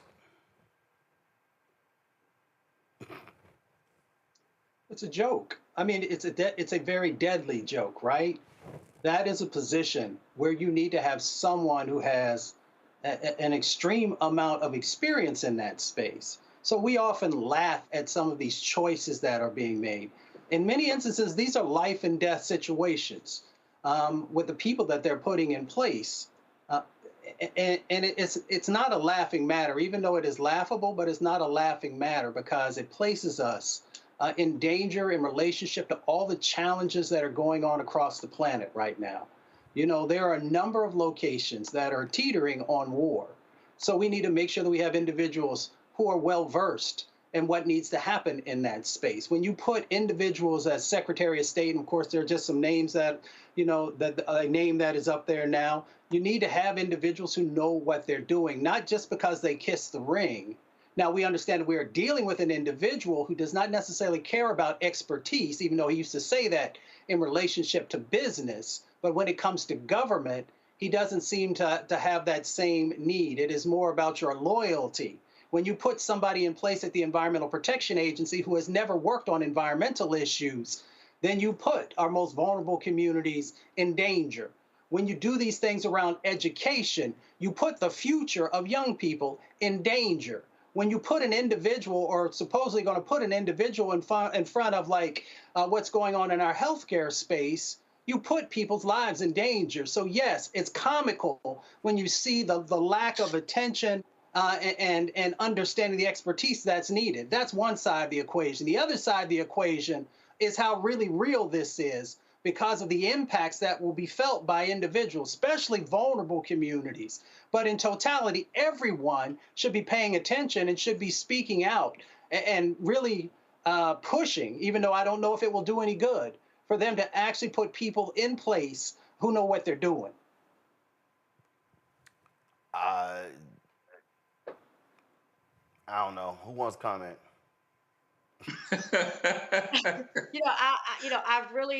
I told myself that I was going to try to block some of this out, but as I've seen the people that he wants to put in place to run this country, I must be honest that I'm quite terrified. I don't know if people saw Mark Rubio's comments about, what was going to happen, his position in Gaza and deportation and then who's the czar that he's going to put in charge of the mass deportations that are going to happen, which are somewhat unrealistic as far as this even the cost that it's going to be, and then, his announcement about, DEI today, of course, has me spinning, where he is just essentially saying that, when I heard essentially what he said is that white people are going to get reparations for the discrimination they have faced. Man, Joe. Yeah, this is crazy. This is butt backwards, as some would say. And you cannot do this way and not have it be felt, not have there be ramifications, not have there be consequences related to it. And so what I would hope is that the folks that voted Trump in and that seem to have supported this this return to foolishness, and which will be foolishness 2.0 without the Supreme Court weighing in and saying, no, actually you aren't immune from anything that you do, even if it's a crime, given the decisions that have happened, given them winning the battleground states as a mandate, even though he won by less than half of what Biden won by. You're going to have to own what he ends up doing because he's going to mess some things up. It's going to be tough. It's going to be tough for regular people. And a lot of the people that voted for him are going to find themselves, because they're not rich, they're going to find themselves directly affected. The assumption and the bet that they made is that somehow, some way, regardless of what he does, America will continue to be whatever it is that they want it to be, what makes them feel more secure, what makes them feel better. Like I was saying last week, their hope is that the grace, which is what it is, it's not because of everything great we did and us getting it right, was the grace, that the grace would continue. Well, they better be right, because if they have, because if it runs out, we got a serious problem. Listen, y'all get ready for the loonies. And I'm just telling y'all, but this is what happens when people elect stupid people. They pick stupid people. Bring in the clowns. And that's exactly what we're dealing with. We're dealing with really stupid people. Let's go to a break.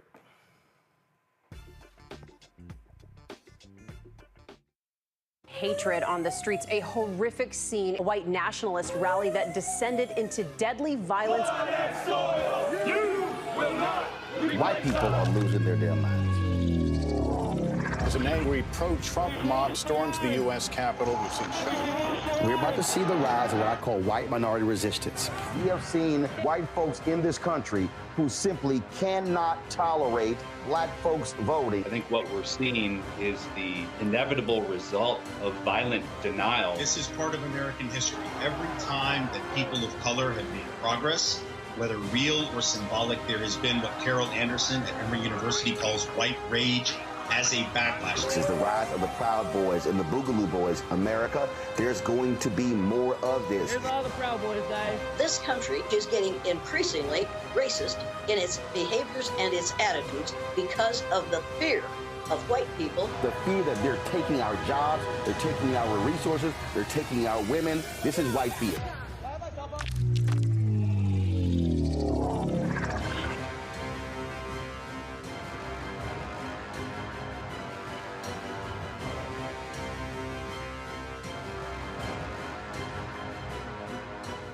Hi, I'm Dr. Jackie Hood Martin, and I have a question for you. Ever feel as if your life is teetering and the weight and pressure of the world is consistently on your shoulders? Well, let me tell you, living a balanced life isn't easy. Join me each Tuesday on Black Star Network for A Balanced Life with Dr. Jackie.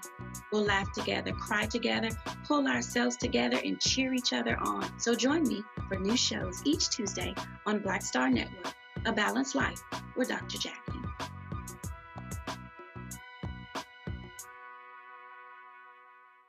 Pull up a chair, take your seat. The Black Tape with me, Dr. Greg Carr, here on the Black Star Network.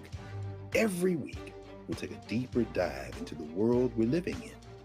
Join the conversation only on the Black Star Network.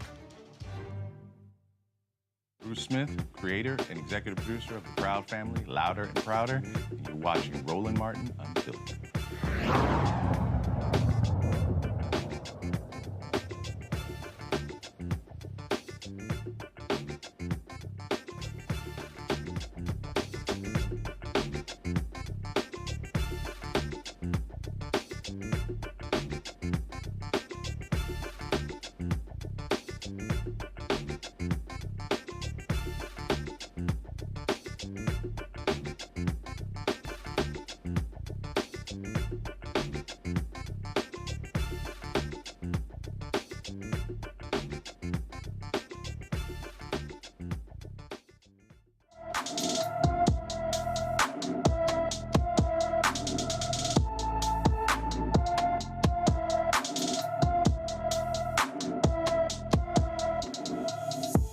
Folks, Donovan Carvalho has been missing from his Orange, California home since July 30th. The 16-year-old is 5 feet 6 inches tall, weighs 130 pounds, with black hair and brown eyes. Anyone with information about Donovan should call the Orange County California Sheriff's Office at 714-647-7000, 714-647-7000. All right, y'all.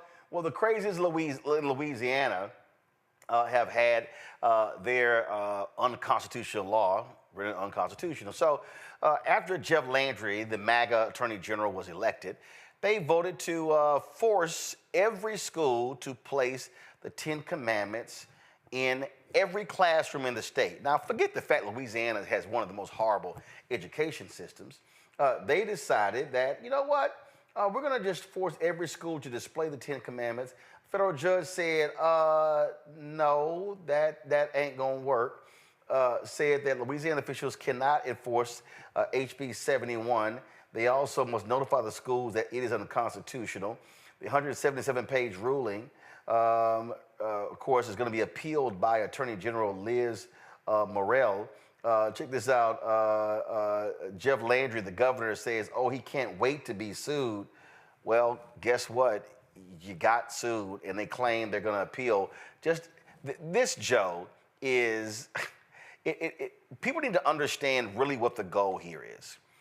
Republicans want to create a theocracy.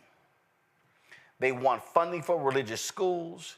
They want this to happen, and they want this to be white Christian nationalism. That's what this is all about. This is why they do things that are specifically against the Constitution, and specifically against established Supreme Court precedent. This was dealt with decades ago, separation of church and state. Same kind of situation, similar facts, dealt with that way. But you're going to see a lot of this. You're going to see a lot of them, based on their worldview, bringing cases that are totally unconstitutional, et cetera. But hell, who can blame them? When you know who the Supreme Court is, you want some things to be re-litigated or reconsidered that haven't been for a while. And meanwhile, back at the ranch, you rally your base, you rally your folks, you're doing the things that you're supposed to do in their eyes, and you might even win one or two of them. But this is a clear example of something that shouldn't be brought, because the separation of church and state is fundamental, and there is a Supreme Court case that's on point related to this issue. But again, this is the beginning of, you're going to see 4 years of this. You're going to see a lot of this, bringing things based on worldview, disregard the Constitution, disregard any of that, because what they believe is that in the judiciary, largely appointed by Trump, they will find people that will go along with them related to that. And to the extent that there are people that aren't going along with them, they will use that in their continued culture war and cultural value, culture battle to get rid of the people, the things, and maybe even, God forbid, the institutions that don't seem to go along with them. To Joe's point, Randy, go to my iPad. This is the NOLA.com. Louisiana is the first state to require public schools to post the 10 Commandments in more than 40 years after the U.S. Supreme Court struck down a similar Kentucky law in 1980. In its ruling, the Gravelist said the new law is, quote, legally indistinguishable from Stone versus Graham, the one the High Court struck down. Yeah, Randy, they want this to go back, and they think, oh, 6-3 majority. We got some religious zealots like Sam Alito, like Amy Coney Barrett, like Clarence Thomas. Yo, we might win. Right. They, even though they know that, that is not what we have decided for this country a long time ago, they are going to just be throwing things at the wall, because guess what? They may stick. They have a Supreme Court that heavily favors them. I'm sure that they're even planning to get 2 more justices, during his tenure. So, yeah, and they want it to be a society that is really not thinking for ourselves anymore, but we are following the way they see the world. That's Christian, that's white. It takes me back to the days where every morning I had to get up and pledge allegiance to the flag, and that is, I believe that's what they want us to get back to. They are, when they say take America back, they were not playing. That's what they meant. And Mustafa's gonna be more of this, a lot more. Yeah, without a doubt. I mean, it's part of the strategy.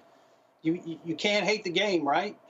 They've been very clear about what they wanted to do, how they were going to do it, and people still refuse to believe them. So they will raise more money off of this for their fundraising. They will feed their base, which keeps everything whipped up. And they will also use these things as bouncing balls so that you're not paying attention to the fact that they haven't been able to address many of the issues that people said that they were voting for, whether it is the prices of food in the supermarket or gas prices or a number of other things. So they'll have you paying attention to these things over on the right-hand side while they're not doing anything to address what they said they were going to do. And you want to talk about, again, how stupid these people are. So they've been making a big deal about this on social media because when Fox Sports did their broadcast on a carrier, national anthem was being played, and this was Michael Strahan.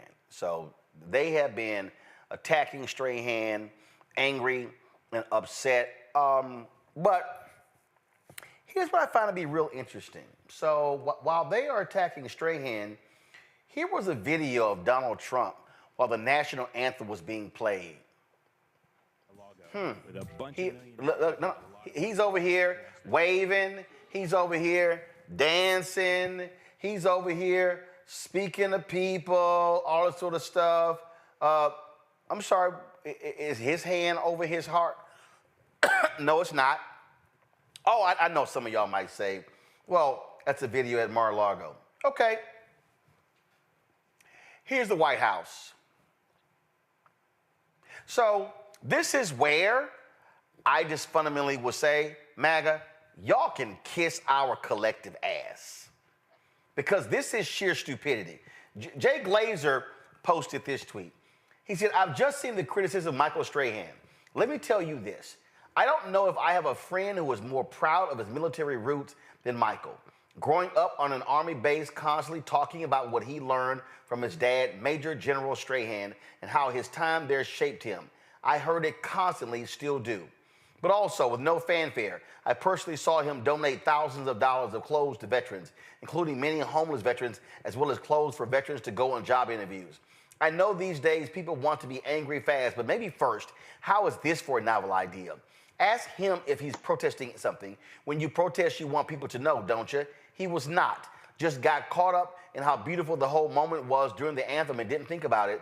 Ask the dude before forming an angry mob, but also maybe find out all he's done for our veterans over the years. See, this is just stupid. And I'm sorry, there's no requirement that you have to put your hand over your heart. That's just the dumb things people do. You can stand there at attention while the national anthem is playing. Oh, you know what? You can sit the hell down. Because you know what? The First Amendment comes first. I'm just so sick of these assholes who whine and complain about everything and say nothing when Trump don't have his hand over his heart. Randy, go ahead. I promise you they wouldn't have said anything had it been a different former football player. They want Black people to comply. They become upset, just like with Kaepernick, although Kaepernick had a real protest. But the biggest issue is you are not complying, and they want us to comply and to feel as if they are in control of us. That's the issue. It's not because these are the same. I mean, we have watched during these rallies how they will wrap themselves in the American flag, wear bikinis of the American flag, but then they want to act as if they have such high standards of, you know, this patriotism and things you should and should not do. We have all been to games where they are not, many of them are not putting their hands over their hearts and things like that. The issue is wanting us, going back to what you said about white fear, is to ensure that Black people are in check. Mustafa. I mean, I don't know what you really say about some of this ridiculousness that goes on. As Randy said, I've been to plenty of football games where people don't want to put the beer down to put their hand over their heart, and they don't. So, you know, we continue to allow folks to create these chaotic situations by bringing forward things that have not as much relevance to some of the real significant issues that we have going on inside of our country. And as long as we allow them to continue to do it, they will do it because they get benefit out of it, because they want to play with democracy. You know, they don't really care about what democracy is and its fullness and the justice that's supposed to be a part of that process. They just want the faux democracy when it's convenient and when it looks good, and not the hard work that's underneath of it that has to be done to make it become a reality. So I'm not surprised But at the same time, we've got to continue to do the work that's necessary to make sure that we don't allow these types of things to take root in ground that should not be fertile. Or, Joe, they can also look at this photo, too.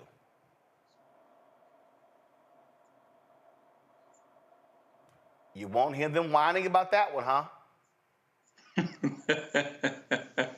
Yeah, I mean, hey, listen, it makes you speechless because there is such a double standard as it pertains to white folks in general and Donald Trump in particular. He is purposely irreverent, disrespectful, narcissistic. There's many more adjectives that I could put in there. And it shows up in ways. I mean, as it pertains to how many things has he done that should be objectively offensive as it pertains to the military, as it pertains to honoring families, and these other things. And, I had somebody tell me today, well, one thing about Donald Trump, you kind of know who he is. You kind of know who he is. Well, if he's an ass, is that good? Is that a good look? Okay, I know he's an ass. I know he's a convicted felon. I know he's someone that doesn't tell the truth. Are we better for that? And so, it's an interesting thing to see it kind of play out. But let's see what happens and what they're saying about that as his policy set in because of who he is. It reminds you of the story where somebody takes care of a snake and the snake ends up biting her and biting him, and the person says, well, why'd you bite me? I took care of you. He said, well, you knew you was a snake when you got with me. So, it's interesting to see what we're doing. We expect it to be something different than what it actually is. So I guess we'll see how we end up feeling about that. Absolutely. Folks, a federal grand jury has indicted a Kentucky lieutenant from the Federal Bureau of Prisons for civil rights violations. Zachary Toney, who worked at the U.S. Penitentiary McCreary in Pine Knot, is accused of using unlawful force against an individual and falsifying records to obstruct an investigation. According to the indictment, Toney allegedly kicked and struck a handcuffed victim repeatedly, causing bodily harm. He then lied about it. Well, that's no shock. They always lie in those reports. Omitting the use of force and claiming no injuries took place, Toney also instructed correction officers to exclude observations of his actions from their reports. If convicted, he could face up to 10 years in prison for deprivation of rights, up to 20 years for each count related to falsification of records and witness tampering. And so don't be surprised. Don't be surprised at all, Joe, if we don't see these type of prosecutions under a Trump Department of Justice. Listen, it's in my notes. These are going away. All right. These are going away. You're going to see that list. You're going to see lying guys who actually want to prosecute the bad guys being told which bad guys they can prosecute and which ones they can't, or being told that, this is where you go, or being replaced if they don't do that. And so I saw it just as that. I saw it as a last gasp of trying to bring about justice in a situation where this guy clearly needs to be prosecuted based on what he said, what he did, what he instructed other officers that witnessed the incident to do in terms of leaving certain things out of their reports, et cetera. He is A1, example A1 of somebody that needs to be prosecuted to the fullest extent of the law. And so you add that along with one of the things that are promised in Project 2025, and that is getting rid of consent decrees entirely. And what that means is that police, bad police, will be allowed to run roughshod over people. These departments will not be held to account. And folks, even that are in the departments that are trying to do the right thing and have them go the right way. This is the one area in an irony where they seem to be okay with unions, because police unions are the ones that wield the power. And they'll rise up. That's what happened in Minneapolis. They'll rise up against the chief, even if the chief is trying to do what's right. And so that will be allowed to continue, proliferate, unmitigated and undealt with. And so it's going to be interesting. But that was my exact thought, is that, well, we aren't going to see too many more of these. I gotta run this by y'all. So the folks at Uncommitted, they they were highly critical of Vice President Kamala Harris, President Joe Biden, and then of course they, told folks don't vote for them in Michigan. So they've released this post-election statement, calling for. I'm looking at this here. So they're calling for President Biden. They said, today our message is clear. This moment requires more than resilience. It demands decisive action. The Biden-Harris administration must put an end to the flow of weapons that fuel this cycle of violence, and it goes on and on and on. Now, they turned their comments off. I'm sorry, Mustafa. Go holler at Trump. Go tell all those folks in Dearborn, Michigan, who sucked up to Trump, who kissed his ass, who voted for him. Matter of fact, go talk to Jill Stein. Yeah, I mean, you're right. It's just amazing. I put all this hope in people and assuming that we have these remarkable brains that we're going to use, and we make, educated, calculated decisions about what would be best for our lives. And when you have individuals who have folks who have been very clear about what they won't do, and you still give them your vote, or you call yourself removing yourself from the process, knowing that that is the same thing as giving your vote, then it's just mind-boggling. I can't tell you how many people have called me and said, in retrospect, I wish I had done X. Well, you can wish that you had done X, but you made a choice to either vote for Trump, or you made a choice to remove yourself from the electoral process. And there are going to be outcomes that are going to be detrimental to the folks who you said you cared about and who you were trying to advocate for. You could have had an administration that would at least sat down and listened to you, and then you could have negotiated with them for some of the things that you wanted. But now you have an administration that is very clear that the things that you have asked for, they have no interest in. And if you push too hard, they will arrest you. If you're out in the streets marching and protesting like many of us have done over the years, there is a strong chance that you will be met by force. I'm not positive, but I think there's a strong chance. So, you can't have buyer's remorse now. You made a decision, and now all of us have to live with the decisions that we've made. This is the one I love the most here, Randy. This was an article. The mood in Dearborn is a complex mix of disbelief and wary curiosity. Trump came to Dearborn and made a lot of promises. He said, adding that residents he has spoken to are wondering what Trump will do for Palestinians. LOI thinks the reality is obvious. It's clear as day that he's playing us. I think he's going to target us. That's what he's going to do. He's going to target our families, and it's going to hurt. So I think we're about to find out.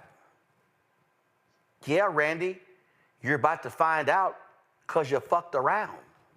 Yeah, exactly. I was going to say they fucked around, and now they're going to find out, and they're going to find out swiftly. And, people try. Look, we tried to tell you. I mean, we tried our best to tell you, and Trump told you. I mean, this is the man that I think the first executive order, or one of the first he did it. His last, was the Muslim ban. I mean, he has been very clear about who he is. People just did not want to believe him, and they wanted to justify their misogyny and their racism and say, oh, it's because of this issue and that issue. But they did not believe who Trump told him he was. I mean, he's been clear. So I don't understand the surprise. And now, of course, you're immediately seeing this remorse from all different identity groups as they see what this world is going to look like for them going forward, at least for the next 4 years.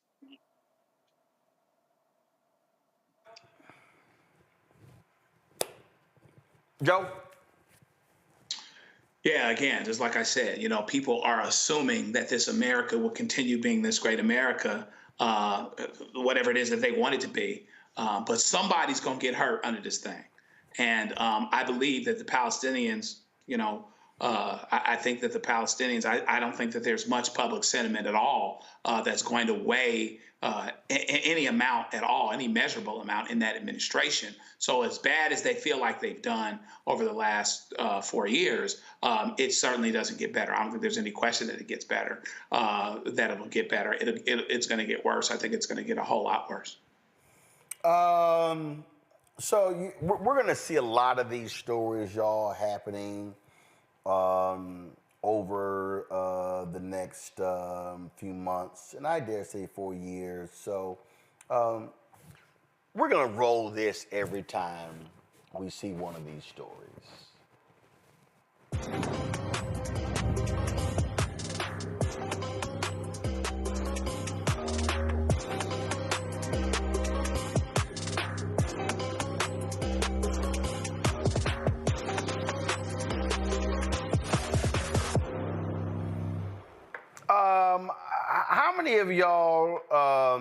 How many of y'all have seen the video, which I think is pretty funny? How many of y'all seen the video of the woman whining and complaining how her family has cut her off for Thanksgiving? I mean, she was shedding a lot of orange tears and just really upset. Let me see if I can give me just a second. I can pull this up. So my heart was just warmed when I saw this because I really don't give a damn. And I really enjoyed seeing all her tears about how her family has disowned her and she don't know what to do. And y'all, let me tell you something. Man, this video here, they lit that thing up on TikTok. It went to Homegirl's account and she just got lit. Man, where is this video? Where is it? Have anyone, y'all seen, first, have y'all caught any of these pretty good videos from these folks? Because me personally, I've been cracking up laughing. I saw the one about Hernandez. I can't remember his first name, and he voted for Trump proudly. And he has most of the neighborhoods, a Trump neighborhood, they have their Trump signs out there. And his kids went to play with the neighborhood kids, and the neighborhood kids told him that they didn't want to play with him, that them, and that you're Mexicans and go back to your country and you don't need to be here and get out. And so Mr. Hernandez has been crying and he's so upset and he hates it and he wish he hadn't voted for Trump. And that has been a very popular video that has gone quite viral. But he's literally on there crying because it's your kids, and the kids came back crying. They said, "Oh, they won't play with me." I mean, you hate for the kids to be hurt, but he really felt that he was doing something by voting for Trump. So yeah, I've seen that one. Oh, here it is, y'all. I had to find it. Okay, this, y'all, is awesome. Watch this here. I'm not crying happy tears. I'm not gonna be apologetic for being excited, because if it was the other way around, all of the Kamala supporters would celebrate. I wanna say that first. I'm very relieved because I voted what I believe in, and I felt heavy on my heart that it's the right thing. So knowing that it was the decision the American people made, I'm relieved and I'm very happy. Very, very happy, okay? It's the very first day of finding out the election results. All of us are happy. I'm very happy, but I'm not going to continue to post about it, but I'm also not going to be sorry about it. And I always talked about how my family, sorry, I don't want to make this more than once. I always talked about how my family had different beliefs, my grandma and my mom and my sister, and how we always got along. And I wore my grandma's sweater to go vote, and I'm so sorry. I'm trying not to cry, okay? But my heart's broken.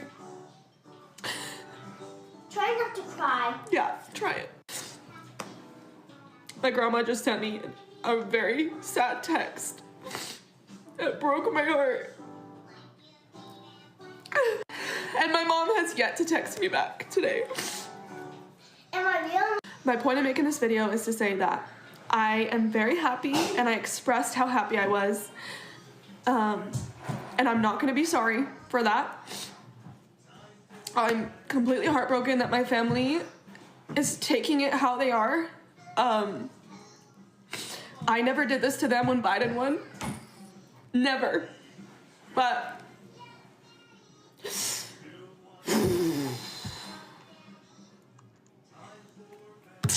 I am done with political posts.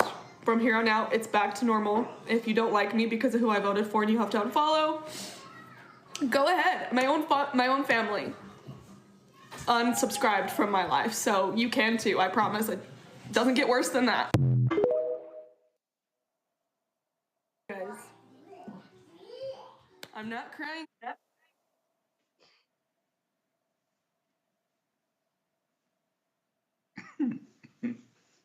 I saw that, Randy, Mustafa, and Joe. You know, all I could think about was this. Come on, guys. Now the funeral is over, and all the tears are dried up. Niggas hanging tape on the cut, getting fired up. Looking for the nigga who pulled his pistol on my homie. And I for an eye, so now your life. Come on, shut up. I'm just saying. I'm playing. Guys, come back to the panel. Thank you. All right? We're supposed to play that over the panel. That's what I'm thinking. I got no tears. Every time I see one of the videos, I'm going to play Scarface. Every time, Mustafa. Every time. I'm going to play Scarface.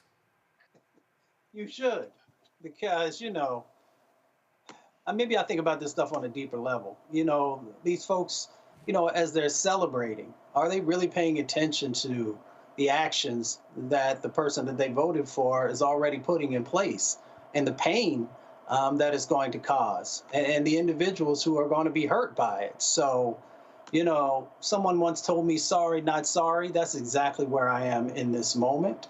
And, you know, you can cry the tears all that you want to, because they're temporary tears, because you don't have to live in the communities that are going to have, you know, unfortunately, more police officers doing nefarious things. You don't have to live in the communities where their people are going to find it harder to breathe clean air or drink clean water or get lead out of the water in the schools where the kids are. And I can go down the laundry list of things that these people are going to be crying real tears, while you'll be able to go right back to your life as you were. Yeah, I mean, I don't want to. Matter of fact, several people sent me this one too, and I really, Randy, do not care how this dude feels. MAGA family, I was on TikTok Live, and a fellow Trump supporter said that all he needed was my vote. I'll never be part of the MAGA family, and that I'm black, I'll never be accepted, but he just got my vote. Nah, that's crazy. Like, I love MAGA Nation, I love the MAGA family, and that breaks my heart that someone would speak to me like that right after the election, that all I was a vote? Nah, I love all you guys, and I know most of you MAGA family members are not racist, and I love you guys, and I'll keep repping MAGA Nation, Trump 2024, but that really broke my heart that some guy would say that. Extremely heartbroken. So he was extremely heartbroken. So, I mean, I guess, Randy, I would just think about...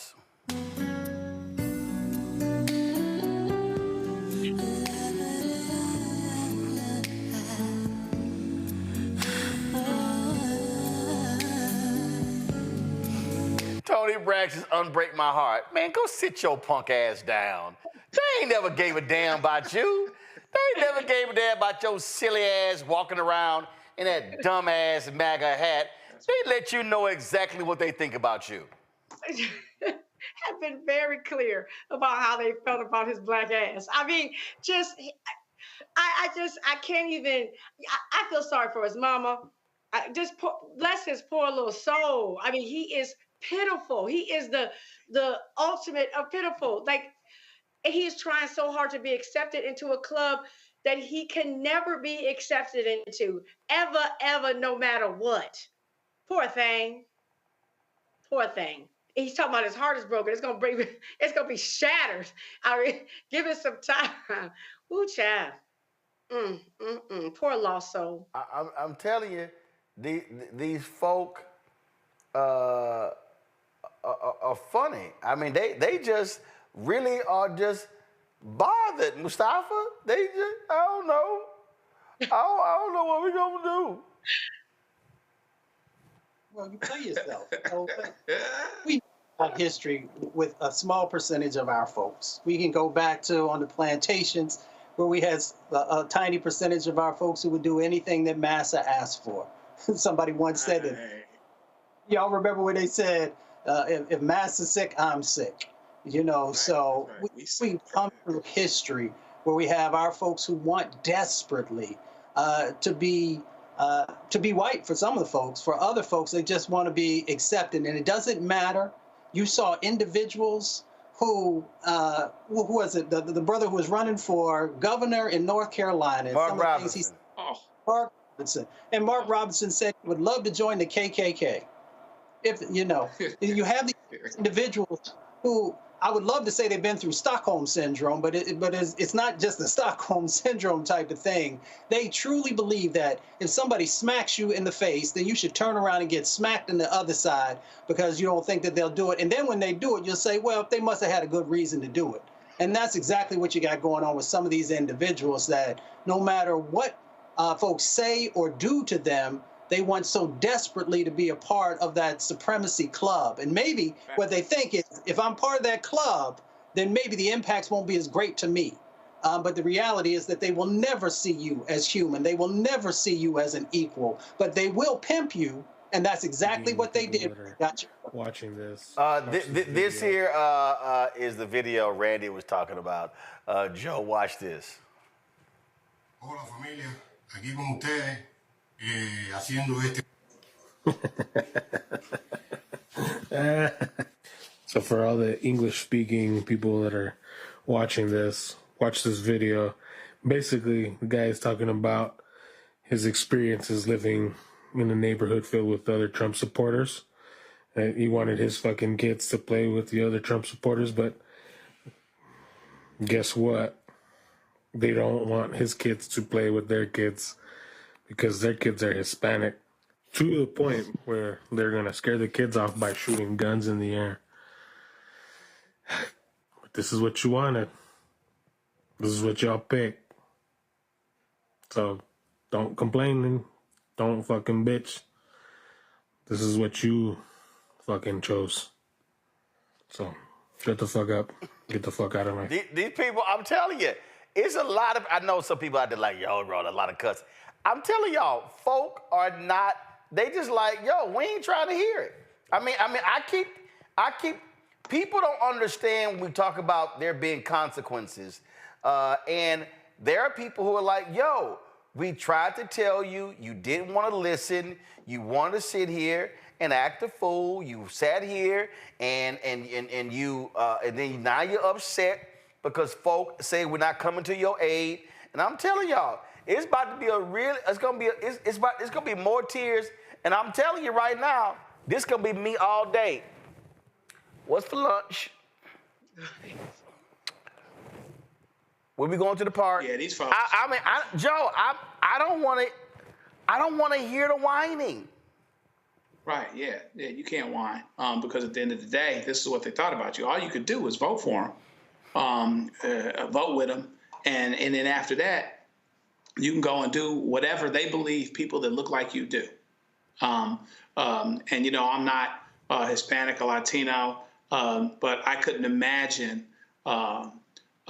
you know, toning down my heritage or any of those types of things for these particular folks, you know, and subjecting my kids to a situation where you don't have your eyes open about who folks are and who folks aren't.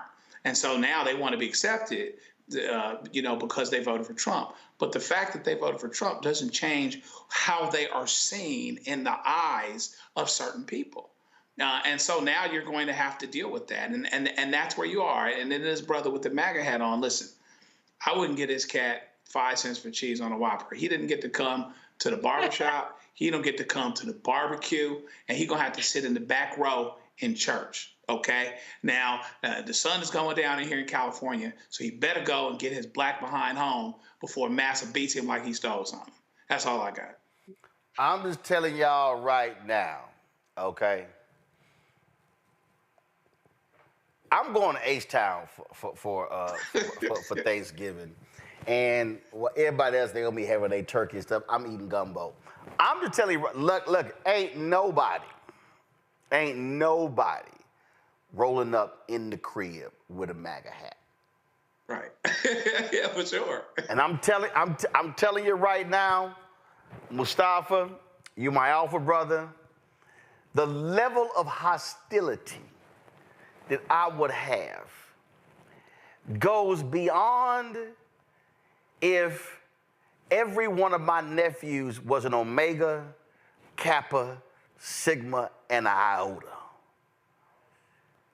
I would be like, oh, hell no. I'm telling you right now. So for all these people who say, well, no, you know, we should put politics aside. Now, I wouldn't even let your ass eat a plate. You have to go to Popeyes or go get you a hot dog at 7-Eleven, because you ain't rolling up in my house. Matter of fact, I would treat a MAGA voter, if somebody roll up in my family house at Thanksgiving, I would treat you worse if you a Negro who didn't pay his child support and you looking for a plate. And I ain't got no problem saying it. I mean, it's real, right? So folks who decided to vote for Trump, there's an ideology, and that ideology is not one that is beneficial to our communities. So why would we co-sign? Like when we hang out with someone or we invite them into our space, we are saying that your belief systems are something that I'm comfortable with. So, you know, I'm just always amazed how we try and figure out ways of sanitizing, you know, the most vile things. And in this instance, it is, you know, the sets of policies that this new administration is going to move forward on. So if that's what you're down with, you're welcome to do it in your home or in your community and enclaves where you might find a whole bunch of folks who believe like you do. But, you know, and this is a shout out to my mama. My mama raised over 50 children, all kinds of different people. Anybody was in trouble, she'd bring them in. And my mother has this thing about on Thanksgiving of going out and bringing people off the street so they have something to eat. So mama, I hope this year that you don't not necessarily bring folks in, but that you are selective about the individuals who deserve your charity and your grace. Well, Waka Flocka had a little attitude because this happened. He was supposed to appear at some event, and these folk in D.C., and these folks, this Lax Wine and Spirits, they said, I love and support my community first and foremost. I'm not a huge political or music person. I truly had no idea about the views of Waka Flocka Flame, nor do I share his views. My community has spoken, and the event tomorrow has been canceled. It's supposed to be a meet and greet. Hey, dog, take your ass to a MAGA event. Let's see if they buy your music. You can go out there with Diamond and Silk or Diamond. I can't figure which one of them is still living. Go on here and go with them. No, don't be trying to roll up in here. Because see, here's the other deal. Waka Flocka, before the election, cussed out the audience and said, if you a Harris supporter, get the hell out of my concert. I ain't got no problem with them canceling his ass. No, Waka Flocka and Amber Rose need to get together and figure out a new career. Because I promise you, MAGA ain't going to have near one of them, and I said near one of them on any circuit. They're not going to be working with them. It's done. They used them for what they used them for. They've been over. They got what they got, and it's over. And so, and he showed the Black community, and Amber Rose showed the Black community who they really are. And we're not going to forgive them. They're not coming back. So they need to start looking for some sort of other skill. I hope they have other. Well, I don't know if Amber Rose really ever had. And Joe, Ray J too. All y'all gone with them red hats. I didn't know about him. Yeah. Oh yeah. Ray J was down there at Mar-a-Lago with Amber Rose, all excited and happy. As they, as they, Joe, I'm gonna go to the country. Go on get. Yeah, hey, listen, go and make it last forever like Keith Sweat, because hey, listen, all you got, the lifeblood of one's musical career is being able to appear with your audiences, and you might cross over a little bit and do some pop and that kind of stuff. But at the end of the day, if your people don't support you, you're going to end up having a problem. And so you run the risk of having that happen. And so, whatever comes. And so, you really need to look both ways before you cross that street. And if he didn't, and he suffers a consequence, then that's where he'd be. I mean, I guess he's sure that he doesn't need music for his career and for his life to work out. And if that's the case, that's fine, because there's a whole lot of people that might not check for him because of how he came out. And that's just how it is. Well, there you go. And just in case you didn't see this photo here, well, there you go. Okay. You ain't coming to my house for Thanksgiving. All right, y'all, that's it. I appreciate it. Thank you so very much to Randy, Mustafa, as well as Joe. I appreciate it. Folks, y'all know we keep it real, we keep it honest, and we don't sit here and play games. And so we just go ahead and call like a TI is. And some folk, they can't handle that, but that's how we do it, how we bring the funk, because sometimes you got to do what you got to do. And so that's what we gonna do. And so we gonna keep doing that. And so I'm about to sit here. Let me do this before I go. I got to give a shout out. And I cannot believe my man is 17 today. Yo, I cannot believe my man. So this is a photo from 2 years ago of my nephew Chris. Chris turned 17 years ago. So we all the November babies. So my nephew Chris, his birthday is today. My brother's birthday is tomorrow. My birthday is on Thursday. And so we all back to back to back. And man, I'm telling you, I'm still mad. I was praying his wife could just hold on for 2 more days and have Chris on my birthday.